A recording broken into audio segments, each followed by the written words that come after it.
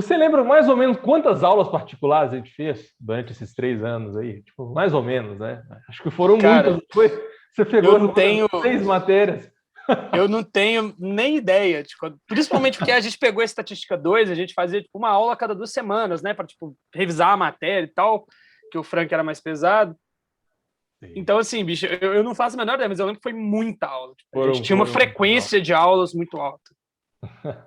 Absurdo, foi absurdo, tá? Foi um semestre que eu não dormia, não, velho. A gente só ficava fazendo aula. Era absurdo Eu demais. lembro na semana de provas, muitas vezes a gente fazia aula de madrugada, né, cara?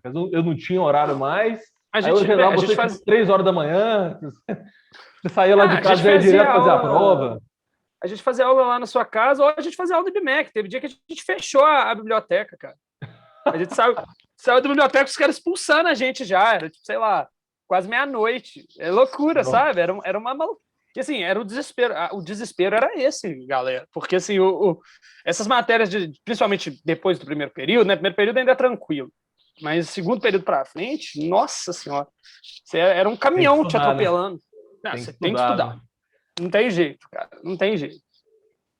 João, antes de você decidir fazer essas aulas particulares, tinha alguma coisa que te impedia de marcar essas aulas comigo? Por exemplo, a aula era cara demais, eu acho que eu consigo estudar sozinho, ou você decidiu fazer a aula assim de primeira? Como que foi isso?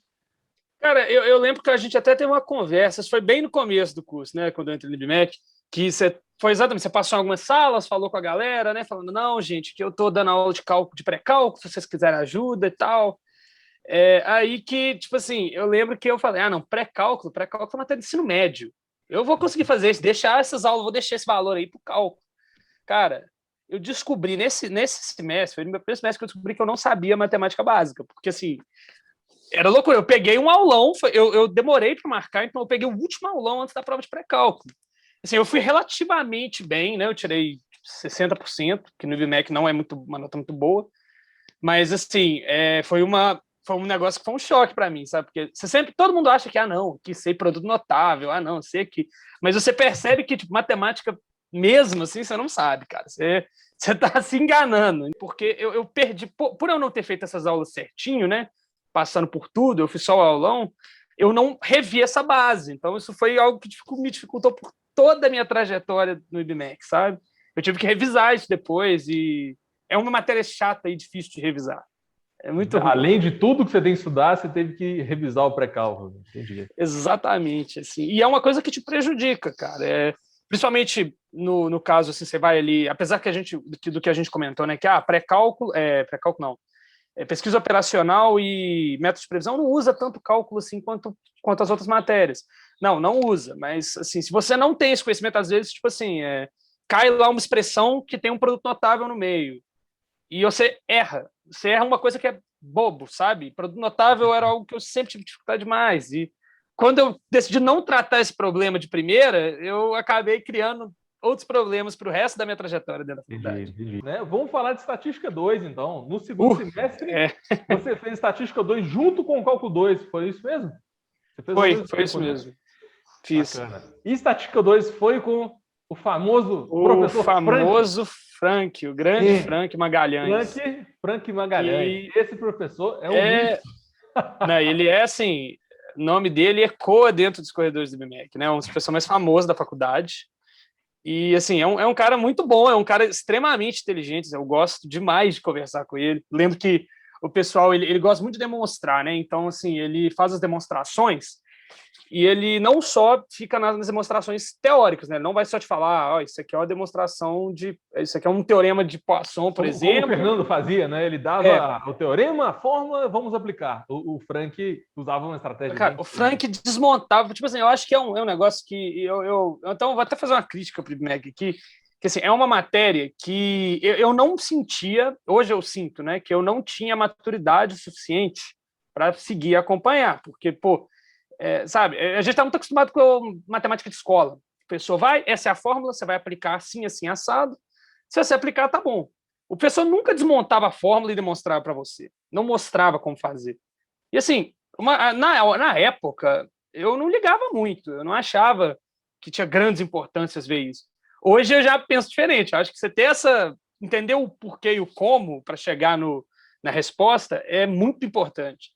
E o Frank fazia isso de maneira impecável. Ele sempre demonstrava muito aberto assim, como é que funcionava os teoremas.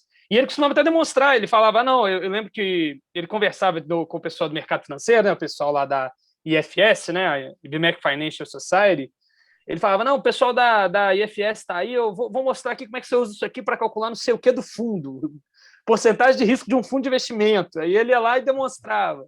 Sabe, ele trazia para você, ele queria te mostrar o quão útil aquilo era. E eu acho que isso é muito legal, velho, porque você engaja o aluno fica engajadíssimo com isso. É importante você descobrir de onde veio as fórmulas, né? Porque na prática, uma fórmula que você aprendeu, ela não resolve todos os problemas. Não existe uma fórmula universal para todos os problemas, né? E se você descobre, né, como que você chegou naquela fórmula, por quê, né, de onde ela veio, às vezes você consegue adaptar um pouco e criar uma nova forma para resolver o seu problema, né? Exatamente. Na hora que, né? Isso faz muita diferença. E o Frank, ele gosta muito de demonstrar, ele demonstra muito bem, o quadro dele é enorme, cheio de letra, tudo organizadinho. Muita gente tem preguiça, fica pensando assim, eu não vou usar isso para nada, para que eu vou ficar demonstrando fórmula? E o Frank, ele obriga a pessoa a entender, porque cai na prova, cai as demonstrações na prova, né? Sim. Isso, eu acho que esse é o principal medo, né, dos alunos de Estatística 2. O medo de demonstrar as fórmulas. Além de aplicar, né, você tem que saber demonstrar elas. E também uma grande dificuldade nos alunos de Estatística 2 é que você faz o cálculo 2 ao mesmo tempo. Mas, na verdade, você usa o cálculo 2 na Estatística 2. Então, muitas vezes, o Frank começava a colocar integral dupla, série, sequência, né? E vocês nunca viram isso ainda, né? Então, ele não ia parar para ficar explicando. Você já tinha que ter a base do cálculo 2 para entender a matéria de Estatística 2. E, se eu não me engano, você fez cálculo 2 e Estatística 2 ao mesmo tempo, não foi? Foi junto, foi sim.